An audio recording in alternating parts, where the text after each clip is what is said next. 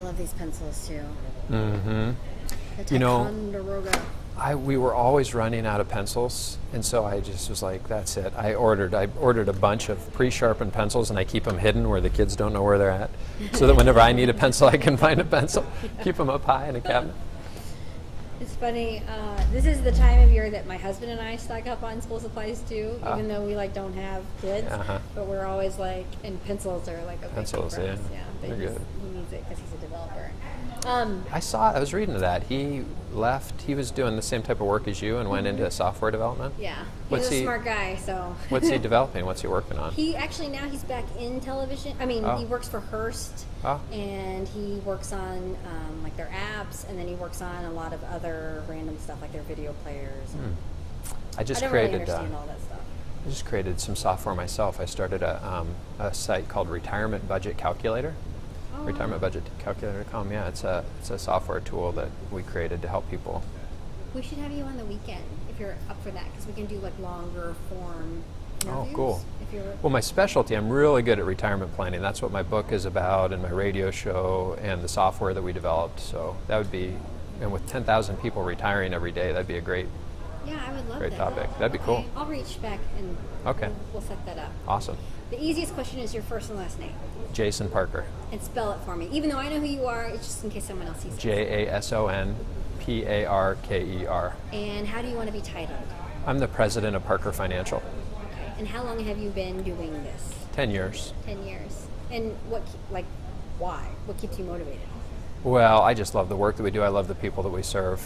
Again, my firm, we specialize in retirement planning.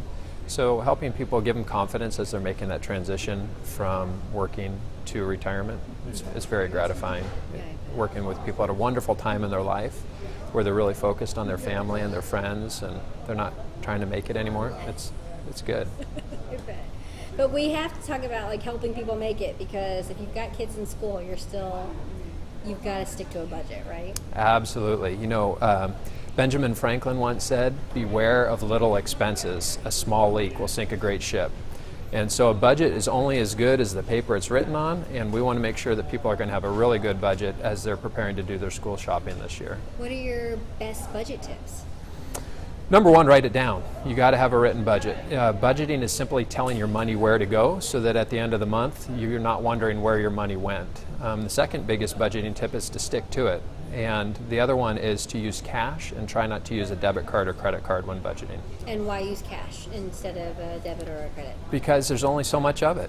I was out shopping with my son the other day, and I said, we're out of money, we can't get that. And he said, well, just use your debit card, Dad. And I said, well, there's no more money left in the debit card. We've used it all. So helping kids understand especially that there is usually a limited amount of money to go around, and so cash helps everybody just understand that and see it and visualize it. And when the money's gone, the spending's done.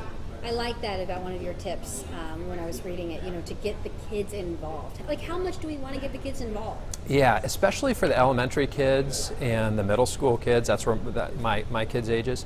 One of the things that we can start teaching them, one of the principles of personal finance, is to do comparison shopping. So for example, I went out and bought these two notebooks. They're identical in every single way, except for this one has Spider-Man on the front. I spent 67 cents on this one and $2 on this one. So one of the things you can do for the kids is give them a list of items, give them cash, explain to them this principle of comparison shopping, let them go out and buy their items, but let them know that whatever money they don't spend, they can keep.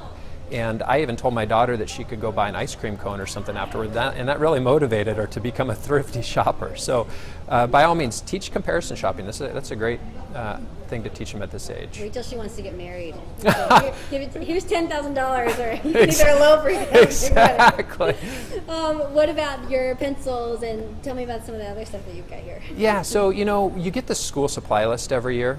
And the first thing you want to do is go through and just look at the stuff that you had from last year and see if it's really necessary to replace the items or not. So this is my daughter's backpack from last year. You can see it's still in really good shape. This is my son's lunchbox, still in really good shape, so that you don't have to go out and buy all brand new stuff. I like the 3 R's in our family: reduce, reuse, recycle, when appropriate and when available. Is it hard though? Because some kids are like, no, I want something new this year. All the kids are getting new backpacks. What do you say? Yeah, there's always this balancing act. I'm reminded, my son last year, he likes shopping about as much as I do. And there was at one point in the middle of the store, he sat down and he said, I just need a break. I need a break from all the shopping. We've been shopping for about 5 minutes. So one of the things we learned, Michelle, when taking kids shopping is to just take one child at a time. It's going to make it for a much more enjoyable experience, and you'll be more effective, get stuff done, and you avoid all those arguments that happen in the middle of the store sometimes. Oh yeah, that's huge for Yeah. a lot of parents. Yeah. Is there anything that I'm missing or that you want to add? Well, one of the things I think is incredible is this is the second biggest shopping season of the year, second only to Christmas. Retailers are saying that on average, parents are spending $208 per child and almost $500 per household. There was also a report that came out recently that said parents are this season, there's going to be over $80 billion that exchange hands. This is going to be the best shopping season since 2007 is what's anticipated. So a couple of things. Number one, don't wait till the last minute to get your shopping done, because we learned this lesson last year the hard way. By the time we got to the store, the aisles were empty. So don't wait till the last minute. Divide and conquer. Try to take just one child at a time. And look for some of the apps that are available out there. Staples developed a new app that allows you to take a picture of your supply list. They'll do all of the shopping for you. Walmart allows you to scan your receipt after you go shopping, and then they will do all the price comparison, and they'll credit money back to your account if they find a better price at a local store. So, and then the other thing is we want people to follow their favorite companies on Facebook or any social media site, because oftentimes, whether you're following your favorite store or your favorite brand, those companies will push coupons and discounts directly to their followers. So be sure to hit that like button. Yeah, smart.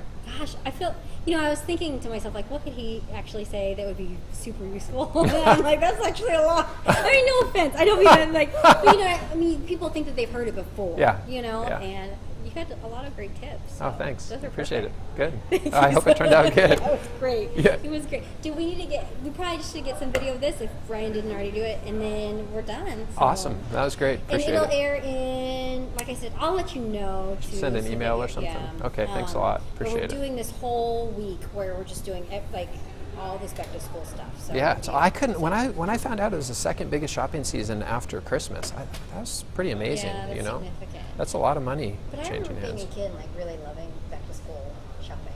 Did you? Is that a girl thing, or is that Probably. like? Because I feel like a lot of girls I know were like, oh yeah, I love getting new notepads. And That's why pencils I and love graphic Amazon keepers. so much. Yeah. Yeah. There's no shopping involved. It's only buying.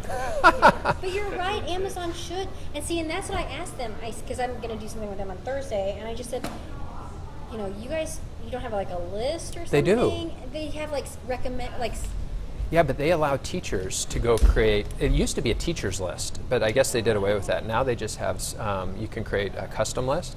But if a teacher went in and uploaded all the school supplies as a custom list, it would really save a lot of parents a lot of time, Yeah. because then we could just go and hit the buy button and I know. we're And done. some schools do it, right, where you can actually just go through the school, like pay $35 and get your, Oh, our school doesn't do that. That'd be cool though. That'd be great. yeah, I mean, there should, Because then there'd be some discounts for bulk purchases. yeah. That's a great idea. It makes me think that like there's got to be a company out there waiting to Capitalize. strike or something. Yeah. I mean, but maybe that's just certain schools. I know Steve, our morning anchor, he just pays $35 for all the school supplies. And I That's think awesome. $35 is not I would a do lot. it. No. Like, No. even if it was like $50, I'm like, okay. Well, when they say that the average parent's going to spend $208 on back to school shopping per child, and Is almost that including clothes too? yeah, that's everything. Yeah. Which, if you throw clothes into the mix, that's really not that much, Yeah. especially if you're talking about the high school kids, But Oh yeah, Yeah. that's I guess where the median comes in or whatever. it yeah, is. yeah, the younger like a kids you can pair- get away with. Yeah, and now people are paying like $200 for jeans and stuff, which I think is I know. Yeah.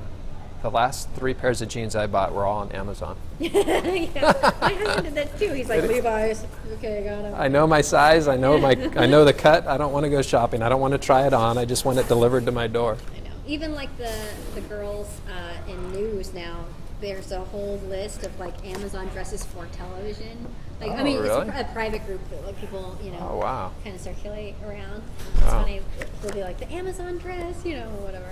Well, I really appreciate this. You made this really super easy. Oh, that's nice. Not nervous at all. So thank you for that. Wow, thank you. I was like seriously like, I hope he doesn't think I'm a freak because I was literally just like running around. No, that's And okay. I'm glad I found Thank it. goodness Ryan was here. Yeah, thanks, Ryan. Appreciate it.